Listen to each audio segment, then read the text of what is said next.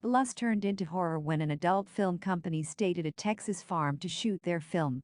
In 1979, when home movies were on the rise, Cocktails and Topless Entertainment, an adult film company, dreamt of being among the first to deliver home adult videos. Each member of the team was swayed by the American dream. Adult entertainment was a phase before they hoped to be a part of Hollywood. The team consisted of Maxine Minks, the producer's special star who motivated herself in front of the mirror after snorting a good portion of coke; Bobby Lynn, not new to the business, her goal was to live in a paid-for house with a large pool; Jackson Hole, a Marine veteran who served during the Vietnam War, turned adult entertainer; Wayne Gilroy, the producer; RJ, the cameraman who treated the adult film as a cinematic masterpiece; and Lorraine, the sound girl, and RJ's girlfriend. The team was on their way to shoot the film, titled The Farmer's Daughters. Lorraine fell out of place. Her conservative roots made her look down on the profession. RJ wanted to create an avant-garde film considering the low-budget production. As Wayne and Maxine picked up food at a local gas station, the television played the speech of a Christian preacher who spoke against the secular lifestyle. At a time when the new generation started to uphold intimate liberation and was moving away from conservative ideals, it threatened the Christian community. The preacher is present throughout the film and provides the right amount of contradiction. Upon reaching the farm, Wayne knocked on the door, and an old man with a shotgun in hand appeared. Wayne confirmed their booking for the boarding house. Howard, the old man, mentioned that the shotgun was not loaded and that it was his way of keeping strangers away. As the team carried their luggage to the house, Maxine spotted an old lady looking at her from the second-floor window. As Bobby Lynn and Jackson started shooting their scene, Maxine left the house for a smoke. While she explored the place, she noticed a pond behind the house and went in for a quick dip. The old lady watched her remove her clothes from a distance. After staying afloat in the pond, she swam back to the shore. Maxine was oblivious to the alligator that followed her. The old lady waved at her from the farmhouse. She invited her inside. The audience gets a close look at Pearl for the first time. She had a fragile body, her skin was wrinkled and loose, and her thin white hair crowned her head. Maxine looked around the house. The sink had a heap of used utensils, and the kitchen had not been cleaned for quite some time now. Amidst that untidiness, Pearl offered Maxine lemonade. She gulped down the drink as the condition of the house and Pearl made her uncomfortable. Pearl spoke about her good old days, when she used to be a beautiful young woman. She was a dancer, but could not continue with her interest as a result of the war. Howard had fought in both world wars, and they used to be a romantic couple at that time. It was her beauty that made her man go to any extent for her. She stared at Maxine's body with envy. She stretched her hand and touched her body.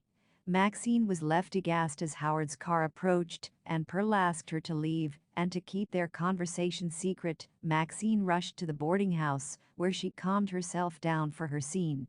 At the barn, she and Howard shot their scene. Surprisingly, Lorraine started to enjoy what she witnessed. As Maxine climaxed, Pearl voyeuristically stared at her through the window. When Pearl imagined herself in place of Maxine, she was aroused by what she saw. Old dolls with dirt and makeup were kept inside Pearl's room. She sat in front of the mirror. Her old makeup box and powder were lined up on the dressing table. She dabbed eyeshadow on her eyes and brushed her hair. She wore her pretty dress and danced in front of Howard. She wanted to get intimate, but Howard said that his heart was too weak for it. Heartbroken, Pearl changed her clothes back to the usual. She tried to sleep, but her libido did not permit it. She woke up from her sleep in the middle of the night, hoping to find men who would find her attractive and, if not, punish them for making her hate herself. Why did Pearl murder the team? RJ felt betrayed when Lorraine wanted to be a part of the film. After shooting her scene with Jackson, RJ went for a bath and decided to leave them all stranded in the middle of nowhere. He left the room and started the van, while the rest were fast asleep. As he turned the lights on and drove ahead, he saw Pearl standing in his path. He got off the van and asked her if she needed help. She expressed her desire to be loved and caressed by a man. RJ felt disturbed by her advance. He made it clear that he was not interested in her. Pearl asked him why he would not look at her the way he looked at his partner. She, too, was capable of offering the same. He asked her to look for her husband, and that is when she punctured a knife into his neck. RJ cried for help, and Pearl pulled the knife out, letting the blood flow. She frantically stabbed his neck over and over again. She was possessed by hate and grief. She danced in front of the decapitated body.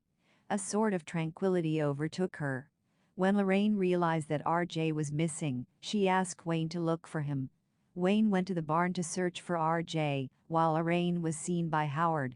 He said that his wife had a condition, and he could not find her. He asked her to find the torch that was kept in the basement. As she entered the chamber, Howard locked her inside. Wayne noticed a shadow passing outside. To get a better look, he looked through the holes, and his eyes were punctured in an instant. Jackson sensed something was wrong. He went to the living area to drink milk, and he noticed Howard at the door. He had a shotgun in his hand that he said was for the alligators. Jackson accompanied him to help him search for his wife.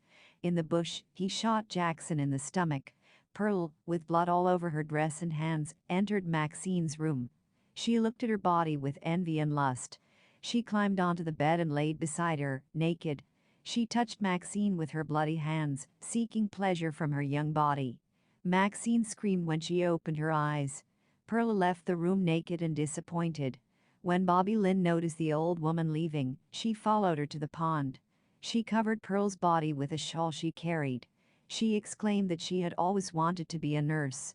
Her grandmother suffered from memory loss as well, so she knew how confusing it could get. Pearl stared at her with disgust. She slapped her on the face and replied that she did not need a nurse. She added that it was unfair how young women had it all, and they flaunted it right in her face. A stunned Bobby Lynn replied that it was not her fault that she did not live her life when she was young. She asked her to move out of the way, and just when she was about to use the B word, Pearl pushed her into the pond and cursed her. An alligator tore off Bobby Lynn's head. Howard saw his wife stare at the body being eaten away. He asked if this was the one, and she replied that it wasn't, but she was never too fond of the blondes. They entered Maxine's room and were disappointed not to find her. It was perhaps their way of punishing those who lived their lives freely.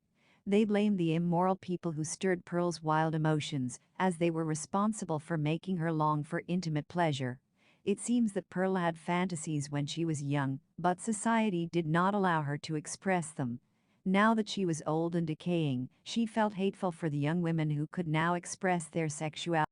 Did Maxine manage to escape? Howard and Pearl were disappointed when they reached Maxine's room. She was gone. Pearl asked Howard to appreciate her beauty and their love. In that moment of affection, Pearl requested Howard for intercourse. They made love. Under the bed was Maxine, trying to stay as calm and quiet as possible. She crept out of the room and stepped outside. She got into the van and realized that the key had been taken away. She could hear a scream for help and found Lorraine trapped in the basement. She helped her out and asked her to stay calm, but Lorraine was going all over the place. She blamed Maxine for the situation she was in, as it was because of them that she committed a sin and was facing the consequences. With an axe in her hand, she walked towards the door but was instantly shot by Howard. Maxine had the handgun she found in the van with her. She waited patiently for the right moment to leave. Howard and Pearl planned to get rid of the bodies by throwing them in the pond. As he carried away Lorraine's body, it suddenly jerked and spilled blood. The sudden movement gave Howard a heart attack, and he passed away. Taking the moment to her advantage, Maxine stepped out with the gun in her hand. She asked for the keys and found them under the lamp. She pointed the gun at Pearl and remarked that she was going to rot when people found out the truth. Pearl replied that Maxine was no better than she was. She had seen her at the barn, participating in the filth. She called her a deviant little whore and cursed that she would end up just like her. Maxine retorted that she was going to be a star and the world would know her name because she would not settle for a life she did not deserve. In the background, the Christian preacher whose show was running on the elderly couple's television said just the same to his followers. When Maxine clicked to shoot, she realized that the gun was empty. Pearl immediately got hold of Howard's gun and fired in her direction. Maxine was not hit, but the force from the shotgun displaced Pearl's hip. She laid on the ground and asked for help. While Maxine got onto the van, Pearl continued to call her names and curse that everything would be taken away from her, just like it was taken away from Pearl. Maxine drove the van over her head and left the farm. The next morning, when the sheriff came into the house, we witnessed the same television program playing. The Christian preacher revealed the face of his daughter, who had run away from his house and had gone to the devil. It was Maxine. In the basement, the sheriff saw the body of a man whose hands and legs were locked and whose pants were pulled down. The body had started to decay. Howard had mentioned that a man had come to the farm and that he had enticed his wife, as a result of which he was punished. When the police retrieved the camera reel, they asked the sheriff what he thought might be in it. He replied, "By the looks of it, perhaps a horror film." X will remind the audience of several horror films. Perhaps it was the director's way of paying tribute to the iconic films. It is a definite homage to the Texas Chainsaw Massacre, 1974, a gruesome slasher film that defined the decade X works with. The shot in which Lorraine broke open a part of the door with an axe replicated the famous scene from The Shining. When Lorraine discussed her interest in being part of the adult film production, she mentioned Alfred Hitchcock's The Psycho, which was famous for using a MacGuffin that completely changed the course of the film. Their night, too, changed its course, from shooting an adult film to living a horror slasher film. One can also relate to The Psycho in the shot where Maxine notices Pearl looking at her from the window of her room. The old lady figure next to the window is iconic of Hitchcock's horror. X is an engrossing thriller slasher film that revolves around the idea of envy that comes with aging. The sadness that comes with losing one's youthful beauty. That crushing feeling that one gets when they are looked at with nothing but sympathy is excellently depicted in the film.